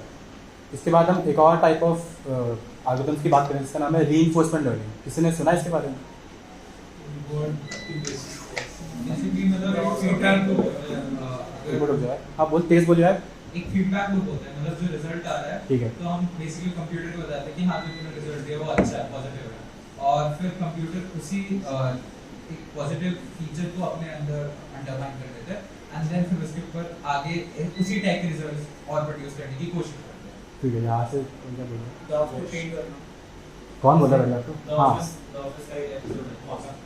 ग्राफ्स को ट्रेन करना रीइंफोर्समेंट लर्निंग में। Good enough. मैं ऐसे भी एग्जांपल देने वाला हूँ, ठीक है। तो लेट्स से आपके पास एक बच्चा है, ठीक है, बच्चे को अभी चलना नहीं आता, मेरा एग्जांपल है, क्या मेरा एग्जांपल रहेगा। बताओ बताओ बताओ। तो ऑफिस से एपिसोड है, उसमें जिम डिवाइड को कुछ कर रहा है। ओके ओके, जितनी हाँ, बार वो good enough, computer reinforcement on करता है, उसको एक टॉफी देता है। तो जितनी बार वो कुछ नॉइस आने पे टॉफी देता है, ऐसा कुछ था ना, कुछ क्लिक पे। कंप्यूटर ऑन करता है, टॉफी देता है। Okay, okay, okay. तो वो टॉफी मांगता है उसकी। ये अच्छा एग्जांपल है, ठीक है, मेरा थोड़ा नेम होगा इससे टू तो मेरा एग्जांपल था कि लेट्स से आपके पास एक बच्चा है, बच्चे को चलना नहीं आता, ठीक है, आप क्या करते हो कि उसको रैंडम वो अपने हाथ पर जाता रहेगा, वो तो उसकी आदत है ही लिम्ब मूवमेंट्स रैंडम करना, ठीक है, गलती से लेट्स से अगर बच्चा खड़ा हो गया और जितने सेकंड के लिए वो खड़ा हो पा रहा है उतने आप उसको टॉफी दे दो, कि लेट्स से अगर वो आधे सेकंड के लिए, आधे मिनट के लिए होता है एक टॉफी दे दो, 1 मिनट के लिए 2 टॉफी दे दो, ऐसा ऐसा, ठीक है, कुछ भी अच्छा दे दो, मिठाई उठाई कुछ भी दे दो, प्यार कर दो उसको, ठीक है, अगर लेट्स से अगर वो गिरता है लेट्स से उसको प्यार छुप्पी दे दो, ठीक है, बेसिकली एक रिवॉर्ड रहेगा अच्छे काम करने के लिए और एक पनिशमेंट रहेगी अच्छे काम ना करने के लिए। आप कुछ भी रैंडम कर सकते हो, ठीक है, रैंडम लिम्ब मूवमेंट्स कर लो, बट जैसे ही आप कुछ ऐसी चीज़ें करने लग जाओ जिसमें प्रॉफिट मिल रहा है, there is a high probability अगली बार सेम चीज़ करोगे। सिमिलर तरीके से वर्क कर रहा है कि लेट्स से एक रोबोट है या फिर एक आपने मॉडल बनाया है, ठीक है, उसके पास कैपेबिलिटी खड़े होने की, लेट्स से वो अपने लिम्ब मूवमेंट्स यूज़ कर सकता है, पहले रैंडम लिम्ब मूवमेंट्स करेगा, गलती से उसने कुछ ऐसा कर दिया जिसकी वजह से खड़ा हो गया हो, तो आप उसको रिवॉर्ड पकड़ा दो, और अगर ऐसा वो नहीं कर पा रहा तो उस टाइम को पनिशमेंट दे दो, तो इससे वो धीरे धीरे सीख जाएगा क्योंकि अगली बार अगर मैं ये करूँगा तो ज़्यादा रिवॉर्ड मिलेगा, धीरे धीरे वो ज़्यादा टाइम के लिए खड़ा होना सीख जाएगा बस। तो ऐसे है कि यहाँ पे कि एक फीडबैक लूप बनता है जहाँ पे कि अगर आप अच्छा एक्शन करोगे आपको पॉजिटिव फीडबैक मिलेगा, आप बुरा एक्शन करोगे आपको नेगेटिव फीडबैक मिलेगा, आप कुछ भी कर सकते हो, आपके ऊपर है। यहाँ पे अगेन कोई लेबल डेटा नहीं है, मॉडल कुछ भी कर सकता है, वो हाथ पर हिलाए अपने सर पे मारे कुछ भी कर सकता है, हमारे पास हम कुछ कैपेबिलिटीज देंगे क्या ये सब चीज़ें कर लो, वो उससे कुछ भी रैंडम चीज़ कर सकता है, कुछ अच्छा करेगा तो हम रिवॉर्ड करेंगे, नहीं करेगा तो फिर गाली खाएगा। अगेन यहाँ पे मॉडल अपने एक्सपीरियंस से सीख रहा है कि वो उसने काफ़ी बार आइट्रेशंस करा, फिर ट्राई करा कुछ करने का, जैसे उसने अच्छी चीज़ करी रिवॉर्ड मिल रहा है, वो उसका एक्सपीरियंस है। ये तो फीडबैक लूप की बात कर रहा था, वो यहीं पे है कि लेट्स से आपका एक एजेंट या फिर मॉडल है, आपने उसको कुछ एक एनवायरनमेंट डाला, लेट्स से फिजिक्स सिमुलेटर हो गया, और उसको आपने कुछ एक्शन दे दिए, लेट्स से कि तू पैर हिला सकता है, तू हाथ हिला सकता है, या आपके पास 2 ऑप्शन है, या फिर आपके लिम्ब मूवमेंट्स हो गए। जब भी वो कुछ अच्छे काम करेगा उसको एक अच्छा रिवॉर्ड मिलेगा, बुरे काम करेगा बुरा रिवॉर्ड मिलेगा, ठीक है। मेरे पास एक इसकी बहुत अच्छी एग्जाम्पल वीडियो में दिखाता हूँ।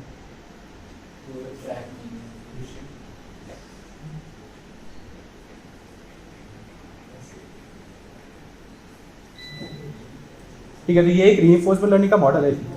तो बेसिकली यहाँ पे हम क्या चाह रहे हैं कि जो 2 मॉडल्स है यहाँ पे, ठीक है, वो इनके सारे मूवमेंट्स जो भी लिम्ब मूवमेंट्स है उसको कंट्रोल कर सकता है मॉडल, ठीक है। अगेन वहाँ पे एक मॉडल है वो उसके सारे लिम्ब मूवमेंट्स को कंट्रोल कर सकता है, ठीक है। आपने उसको अखाड़े में उतार दोनों को। अब इनिशियली अब बेसिकली बॉक्सिंग का मैच चल रहा है यहाँ पे, अगर मैंने इस मॉडल ने उसको पेल दिया तो उसको पॉइंट्स मिलेंगे, उसने इसको पेल दिया उसको पॉइंट मिलेंगे, ठीक है। और यहाँ पे basically last man standing wins, ठीक है। अब यहाँ पे इनिशियली देखो उनसे खड़ा ही नहीं हो जा रहा, उनको पता ही नहीं क्या करना, कुछ भी रैंडम नहीं करे जा रहे, आपको छोड़ दो और गिर जाएंगे। यहाँ पे उनको नेगेटिव फीडबैक मिल रहा है बेसिकली कि कुछ अच्छा हो नहीं रहा है यहाँ पे इनसे, ठीक है। और ये विद टाइम जैसे यहाँ पे जो नीचे 130 मिलियन स्टेप्स आ रहे हैं इसको आइट्रेशन कहते हैं, विद टाइम ये चीज़ बेटर होने लगती है। जैसे अभी वो मूव अराउंड कर रहे हैं, जनरेशन पे लाते हैं ये इसकी बेसिकली। हाँ ठीक है। तो यहाँ पे विद टाइम जैसे अगर आपने बॉक्सिंग मैच देखा हो तो आप मूव अराउंड करते हैं, वो ऐसा एक दूसरे को नाप रहे होते हैं, काइंड ऑफ टैक्टिक्स प्ले करते हैं, वो यहाँ पे हो रहा है धीरे धीरे वो एक दूसरे को पंच करना सीख जाते हैं धीरे धीरे, बहुत ज़्यादा कुछ हो नहीं रहा पे, बट धीरे धीरे पंचेस आ रहे हैं। ये अपने आप कर रहे हैं, मुझे बताया नहीं टेस्ट करना। नहीं अपने आप सीख रहे हैं। वो उसका एक कैच है, वो लास्ट बताऊंगा।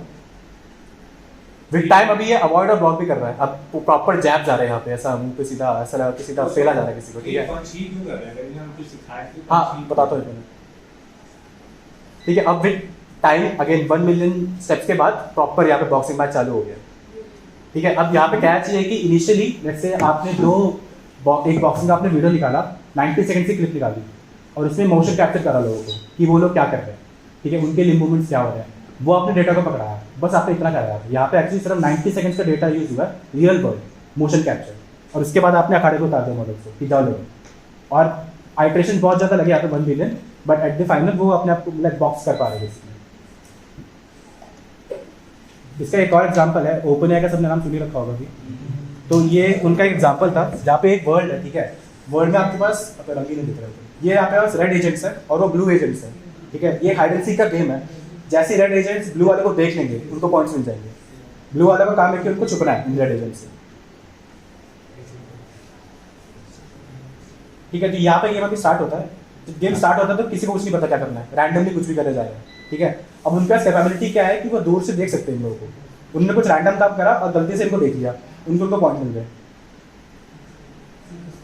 यहाँ पे देख लिया उसको, एक और बार देख लिया, तो धीरे धीरे सीख रहे कि ओके ऐसा कुछ एक्शन करना है, बेसिकली इनकी तरफ नजरें लेके आनी है, इसके पॉइंट्स मिल रहे हैं। और दूसरी तरफ अगर आप देखोगे ब्लू एजेंट से पूरा प्रमोशन छा रखा है, तो समझ ही नहीं आ रहा क्या करना है, वापस से प्ले हो गया। लास्ट तो डेटा को क्लस्टर कर रहा है ना कि इस टाइप के मूवमेंट से पॉजिटिव आ रही है, इस टाइप से नहीं आ रहा, तो फिर क्लस्टरिंग नहीं कह सकते, काइंड ऑफ इफेक्ट्स भी कह सकते हैं। क्लस्टरिंग में ऐसे फीडबैक नहीं मिलता मॉडल को, क्योंकि जैसे मैंने बताया था क्लस्टरिंग में अगर फीडबैक लगा दे तो फिर वो रीइंफोर्समेंट होगा। फीडबैक क्लस्टरिंग में लगा ही नहीं सकते हम, एक तरीके से देखा जाए। नहीं, अगर क्लस्टरिंग में बता दिया कि वो इंग्लिश क्लस्टरिंग वर्ड की बात कर रहे हैं। नहीं, डेटा सेट क्लस्टरिंग वाला से मैंने बता दिया कि ये बच्चा ग्रोइंग है, ये बच्चा ग्रोइंग नहीं है, मैं हर एक बार उसको बार बता रहा हूं कि नहीं तुमने एक बार मेरी सुपर में चले उसको मैं बहुत अलग हो गया, थोड़ा टाइम पे फीडबैक दे रहा हूं, वो तो लेबल डेटा डाल दिया ना सुपर लाइक ही हो गया, उसे लेबल नहीं। या बेसिकली कुछ भी रैंडम मूवमेंट कर सकता है, अच्छे मूवमेंट के पॉइंट मिलते हैं, बुरे के पॉइंट नहीं मिलते, मोटा मोटा देखा जाए। And moreover in blue box कैसे पता है कि बॉक्स लगाना है, वो धीरे धीरे सीख वो रहे धीरे हैं धीरे सीख कि बेसिकली उनको ये समझ आ रहा है कि जब वो बॉक्स के पीछे खड़े हैं तो वो ज़्यादा टाइम टिक पा रहे हैं, ये चीज़ उन्होंने सीखी है। अब आगे देखोगे कि धीरे धीरे वो लर्न करते हैं कि यहाँ से बेसिकली एंट्री पॉइंट्स है, यही से बाकी दीवारें हैं, सिर्फ वो 2 द्वार है, वहाँ पे जाके देख सकते हैं उनको। अगर आप ब्लॉक कर दो देन तो फिर बच गए ना। तो इस मॉडल ट्रेनिंग में क्या दिया होगा, तो उसमें तो बॉक्सिंग मैच के लिए 90 सेकंड में या तो कुछ नहीं था, फ्रॉम रैंडम स्टार्ट हो रहा है। यहाँ पे बस एक तरीके से पॉइंट्स का सिस्टम डिफाइन कर दिया कि तुम पकड़े गए तो तुम्हें पनिशमेंट है, अगर बच गए तो रिवॉर्ड है, स्क्विड गेम। ठीक है, तो इनिशियली होने लग गया कि ये लोग क्या कर रहे हैं, स्टार्टिंग में सारे यहाँ पे डब्बा लगा देते हैं, फिर तो नो एस्केप, फिर तो रेड एजेंट देख ही नहीं सकते, और ये काफी आइटरेशन तक ऐसे चलता है ये।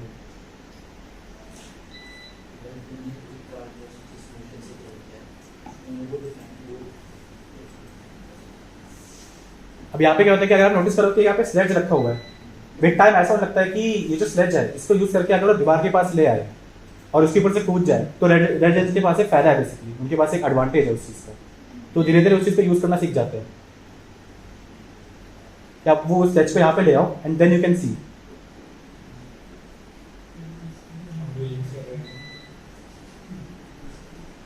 यहाँ पे कैच ये कि अराउंड 15 सेकंड स्टार्टिंग का जो टाइम है वहाँ पे रेड एजेंट्स फ्रीज रहते हैं, बाय द वे। तो यहाँ पे काफी अटेंशन यही चलता है कि रेड एजेंट्स लेट्स को ले आते हैं, उसके ऊपर रख देते हैं, देख लेते हैं। The catch is with time blue agents ये देख लेते हैं एंड स्टार्टिंग में वो लेट्स को अंदर ले आते हैं यहाँ पे, फिर उसको बंद कर देते हैं। तो एक बहुत अच्छा एग्जांपल है कि विद बहुत सारे अटेंशन के बाद बहुत ही इंटेलिजेंट दो चीजें यहाँ पे ट्रेंड होगी है, जो काइंड ऑफ ह्यूमन की तरह सोच पा रहे हैं। स्टार्टिंग बहुत ही रैंडम मूवमेंट थी, किसी नोटिस करा होगा, बट अगर ये वापस भाग किसी रैंडम सिनेरियो में डाल दें जहां पे हाँ फिर वापस ट्रेन करना पड़ेगा। होपफुली ये चीज़ों ने यहाँ पे सीखी कि बॉक्सेस से आप ब्लॉक कर सकते हो, इसी चीज़ें वहाँ पे काम आएंगी। इसको ट्रांसफर लर्निंग कहते हैं कि आपने एक जगह से एक चीज़ सीखी कहीं और अप्लाई कर रहे हो उस चीज़ को, सिमिलर सिनेरियो।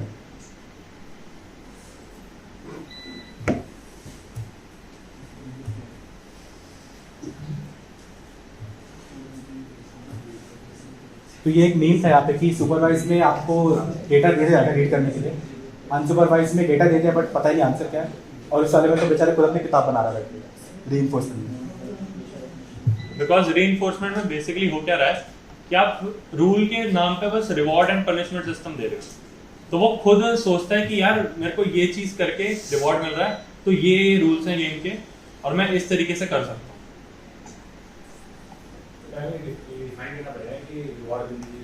किस चीज के लिए रिवॉर्ड और किस चीज के लिए तो प्रोग्रामिंग का पार्ट, बस ये चीज डिफाइन करनी है आपको।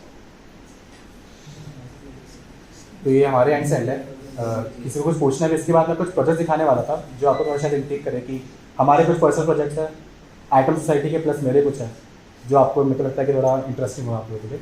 इससे पहले कुछ अगर किसी को बोल रहा हूँ पूछना हो तो अगर एमएस को स्टार्ट करना है तो वो बिल्डिंग ब्लॉक्स क्या है और रिप्रेजेंट क्या है, मतलब कैसे, मतलब प्रोफेशनली कैसे पूछना प्रोफेशनली फर्स्ट प्रोफेशनल क्या होगा तो स्टार्ट कर देखो क्या रिसोर्सेज चाहिए या क्या चाहिए। मतलब ये को एमएस सीखना है, अगर आप रोड पर आके सीखते हैं हेलो वर्ल्ड प्रिंट करते हैं, जैसे पाइथन सबसे ज़्यादा यूज लैंग्वेज है मेरे के लिए, ठीक है, उसको सीखने के लिए कुछ भी नहीं चाहिए, वो इंग्लिश है मोस्ट मोर और लेस। वो तो नहीं है। तो पाइथन हमारे पाइथन एक बेसिक पाइथन भी आता है, हाँ। पर एक बिल्डिंग ब्लॉक जैसे जो नॉन प्रोग्रामिंग होता है तो सीखना थोड़ा इजी रहता है कि certain set of question solve करो। बट जब एआईएमएल का आता है तो सीधे प्रोजेक्ट्स बनाए या प्रोजेक्ट पहले देखो थोड़ी थ्योरी को पता होनी चाहिए, थोड़ी चीज़ें आप सीखोगे साथ साथ उसको अप्लाई कर लो। जैसे आपने लीनियर रिग्रेशन सबसे पहला एल्गोरिथम सीख लिया, उसका जैसे ये कर रहा है टैगर पे वो कॉम्पिटिशन दे रहा है, वैसे कर सकते हो। और जो यहाँ पे प्रोग्राम चल रहे हैं वो बहुत डिफरेंट नहीं है जो तुम यूज़ कर रहे हो। मॉडल ट्रेन कर दिया ना, कितना समझ आएगा उसका अंडरलाइन कितने चल रहा है। सिंपल अगर कितना डेटा है तो स्केल पर या तो हमें बहुत सारे अपने डेटा सेट्स हैं, फिर से अप्लाई मॉडल जो भी देख रहा है मुझे डार्क इससे देख के रिजल्ट डार्क क्या है। मैं एक एग्जांपल दिखाता हूँ। GTA 5 सबने खेल रखी है? हाँ, तो मैंने ऐसी मेरे पास टाइम बहुत था एक टाइम पे, तो मैंने क्या करा, एक ऐसा मॉडल बनाने की कोशिश करी जो GTA 5 पे ड्राइविंग खुद करता है। ठीक है, तो मैं क्या कर रहा था कि बेसिकली फॉरवर्ड और बैकवर्ड का स्विच है वो मैं खुद कंट्रोल कर रहा हूँ, लेफ्ट और राइट को खुद कर रहा हूँ। ठीक है, बाय द वे किस टाइप ऑफ लर्निंग हो रही है, क्या रिग्रेशन है क्लासिफिकेशन है? अगर फॉरवर्ड और बैकवर्ड मैं कंट्रोल कर रहा हूँ, लेफ्ट और राइट मॉडल कंट्रोल कर रहा है कि लेफ्ट जाना राइट जाना, ये क्लासिफिकेशन हो गया कि उसको एक फ्रेम मिल रहा है, उसको बताना है कि इस पे लेफ्ट जाना चाहिए राइट जाना चाहिए। ठीक है, और इसके अराउंड मैंने आई गेस अराउंड 2-3 घंटे गेम खेला था। और मैंने गेम खेलते खेलते साथ में क्या करा कि स्क्रीन रिकॉर्ड करा और मैं ये भी कैप्चर कर रहा कि उस टाइम पे मैं लेफ्ट वाला दबा रहा हूँ राइट वाला दबा रहा हूँ। तो उसके पास ये सुपरवाइज लर्निंग है कि एक स्क्रीन है उसके पास, एक फ्रेम है, प्लस उस टाइम पे मैं क्या दबा रहा हूँ, जो उसका ट्रेन डेटा होगा। ठीक है, अराउंड 2 घंटे मैंने इसके लिए गेम खेली थी। Suffering for success. तो उसके बाद मेरा मॉडल ये बना था, बहुत अच्छा परफॉर्म नहीं कर रहा but good enough, like at least कुछ तो हो रहा है, एटलीस्ट अपने को कोशिश कर रहा है सेंटर पे रखने की। हाँ, मतलब ऑब्वियसली मेरे पास बहुत कम डेटा था, मेरा फिर आलस आ गया था और मेरा पीसी फटने वाला था, पुराना पीसी था।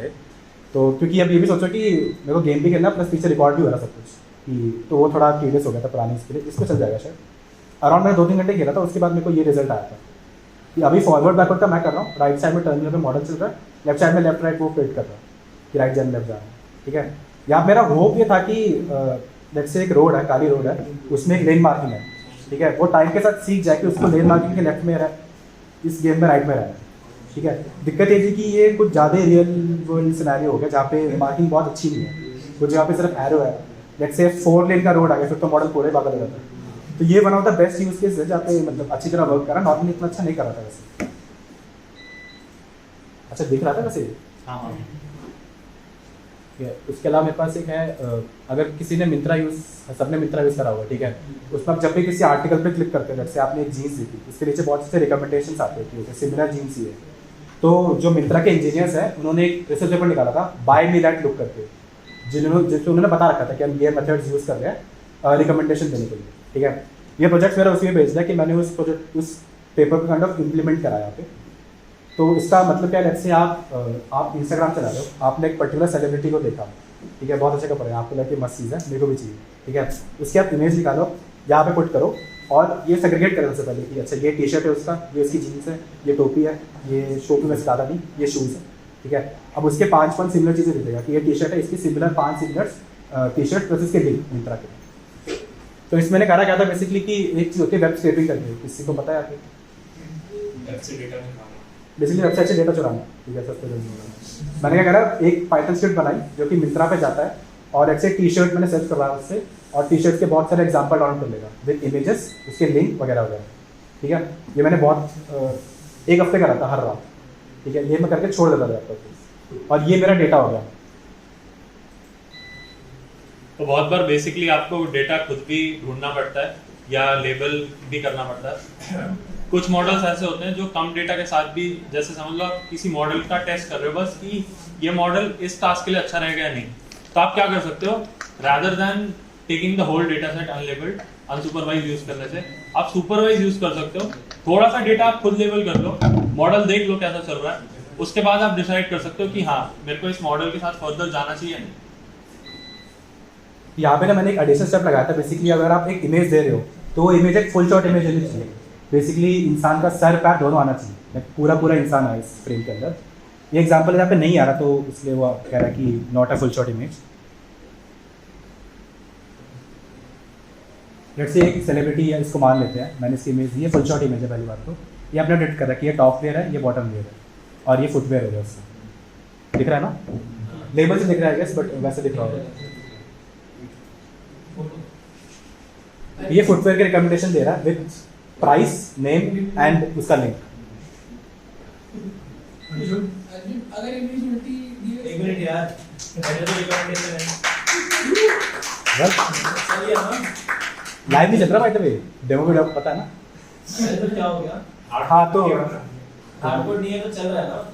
तो उसमें बेसिकली इसको तीन में डिवाइड कर दिया सबसे नीचे। अगर पैर ऊपर हो तो चलेगा ग्राउंड? हो जाना चाहिए मेरे साथ। ट्राई करें। मैं भी ट्राई नहीं कर रहा इस पे, वैसे इस पे बहुत ऊपर रिजल्ट दे देगा पता चले। तो ये एग्जांपल था बेसिकली, एक मैंने लिंक शो करके क्लिक करके दिखाया कि एक्चुअल मिंत्रा पे जा रहा है।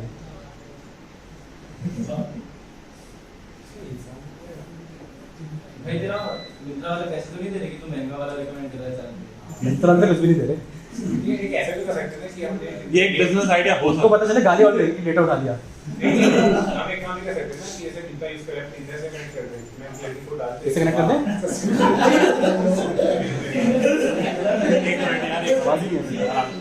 क्या बोल रहा है?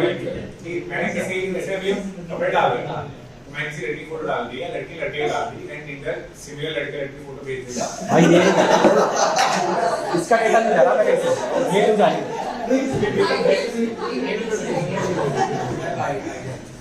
तो ये एक और एग्जांपल है सेम चीज का, जहाँ पे हम एक आदमी की फोटो ले रहे हैं।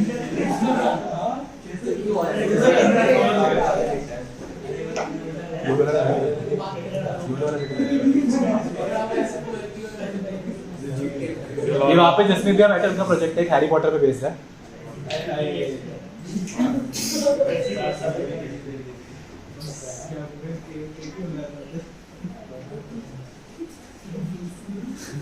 बेसिकली एक स्पेल होता है ना हैरी पॉटर का, अलोमोरा करके, जब आप वो लिखोगे ए लिखोगे तो बॉक्स ओपन हो जाएगा।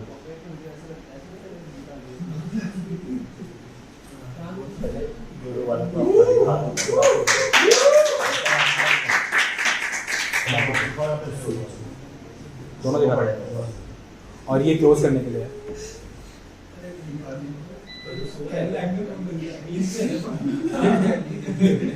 ये कौन है? ये कौन है? वो बैठे।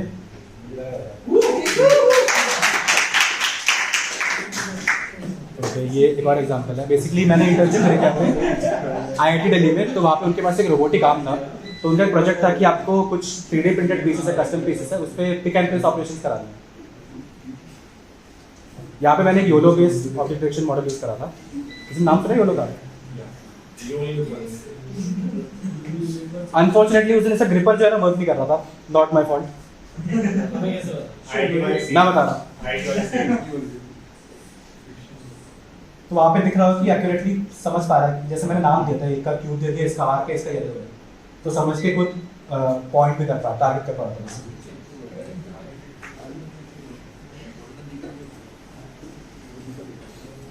एक और एग्जांपल, आपको थोड़ा लेफ्ट में जाना पड़ता है इसको, और ये मैं दे रहा हूँ यहाँ पे एंटर योर चॉइस में, ऑप्शन मैं दे रहा हूँ कि कौन सा उठाना है। थोड़ा लेफ्ट में गया हो एंड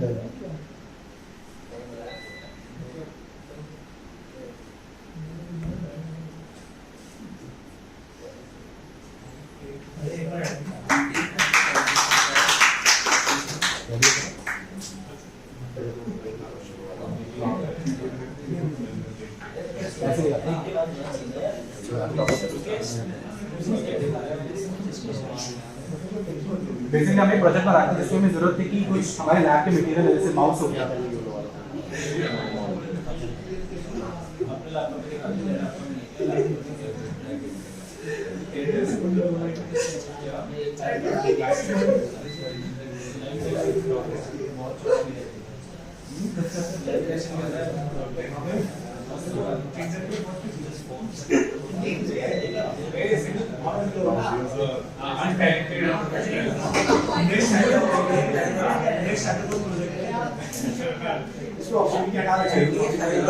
ये पास हम कर सकते दिखा देगा कि यहाँ के कैमरे में हो रहा है बेसिकली। एंड कुछ हमारे लैब के ऑब्जेक्ट्स हैं, जैसे इसको एसी बोला जाता है, ये रास्पबेरी पाई है और एक माउस है। हमें देख लो बैठना नहीं है। हम लैब में रोबोट बना रहे हैं, सेंसर लगाएंगे और ये टिक एंड प्लेस का टाइम लास्ट में प्रोजेक्टर लाइव छोड़ूंगा फिर। पहले वीडियो डेमो दिखाते हैं हाँ दिखाते फिर ये दिखाते रहो, ऐसा कोई फायदा नहीं है। ये मैं भी अच्छा कर रहा हूँ। ये इसका एग्जांपल था जो हमने वहाँ शूट करा था सेम चीज़ का। अभी थोड़ी लाइटिंग बेकार है, वहाँ पे लाइटिंग अच्छी थी एक्चुअली।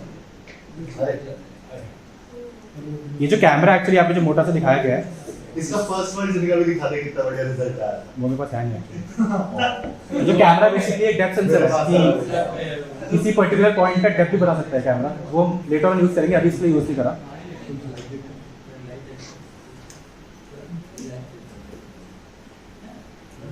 ये मेरा एक पर्सनल यूज़ केस था कंप्यूटर विजन का, जहाँ पे हम जैसे ये कोई है और वो एक्सरसाइज परफॉर्म कर रहा है, ठीक है, तो हम बेसिकली इसको कहते हैं ह्यूमन पोज एस्टिमेशन, कि कोई बंदा कैसे खड़ा है, उसकी जॉइंट से एंगल वगैरह कैसे है। ये यूज़ करके हम प्रेडिक्ट कर रहे थे कि एक्सरसाइज तमीज़ से हो रही कि नहीं हो रही। जैसे आपको कोई एल्बो फ्लेक्शन करके एक्सरसाइज वो करनी है, तो आपका यहाँ का एंगल उससे ज़्यादा होना चाहिए, उतना हो रहा है तो इसको हम एक रैप या सेट काउंट करेंगे। यहाँ पे नीचे काउंटिंग अपने आप हो रही है रैप्स और सेट्स की। ये नीचे दिख रहा था मुझसे।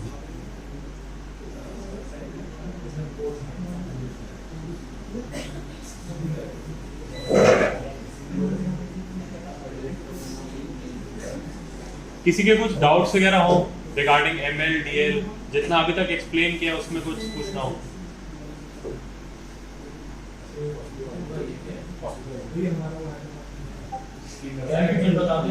हाँ, ये हमारे एक एग्जांपल है जहाँ पे हम एक रोबोट बना रहे हैं।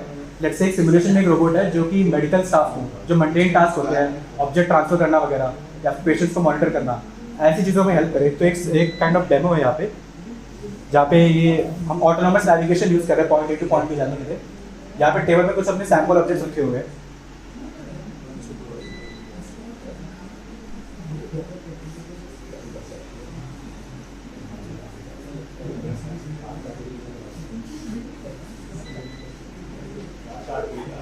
बेसिकली अपने आप को भी अलाइन कर रहा है बॉट, और अपना आर्म खोलता है एंड आर्म के ऊपर एक कैमरा माउंटेड है और उस कैमरा से ऑब्जेक्ट डिटेक्ट कर रहे हैं। तो ये बहुत अच्छी डिटेक्शन नहीं है। ये जो ऑब्जेक्ट है ये I guess first aid kit था, बट यहाँ पे डिटेक्ट हुआ नहीं है। पिक्चर रखा तो डिटेक्ट हो गया, ग्लास हो गया, सैनिटाइजर की बोतल, मेडिसिन की बोतल है वो भी हो गई। तो ये एक और एप्लीकेशन है जहाँ पे हम सर्च कर रहे हैं काइंड ऑफ ऑब्जेक्ट्स को किसी सिमुलेशन वर्ल्ड में।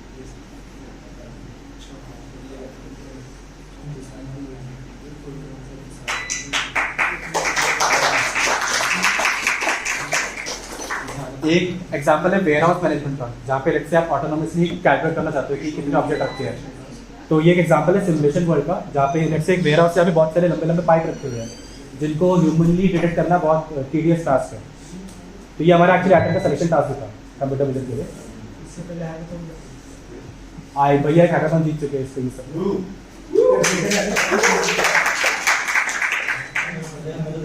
वही अपने आप डिटेक्ट कर रहा है कि ये लार्ज पाइप है, ये मीडियम पाइप है और साथ में काउंटिंग भी दे रहा है।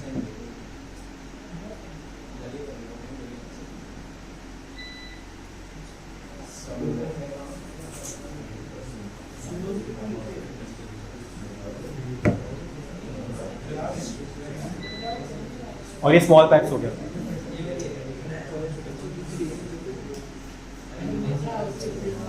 एंड ये लास्ट एग्जांपल है। यहाँ पे बेसिकली हमारा गोल ये था कि एक पर्टिकुलर ऑब्जेक्ट है ग्रीन कलर का, एक सिमुलेशन वर्ल्ड पे रखा है एंड हम बस उसको फॉलो करते रहे, एक पर्टिकुलर डिस्टेंस पे रखे प्लस उसके सामने भी खड़े हो जाते बेसिकली। तो ये वो ग्रीन क्यूब है, इसको मूव अराउंड करते तो अपने आप वो समझ जाता है और वो कैमरा उसको माउंटेड है जहाँ से पता लगा रहा है कि ये सेंटर है।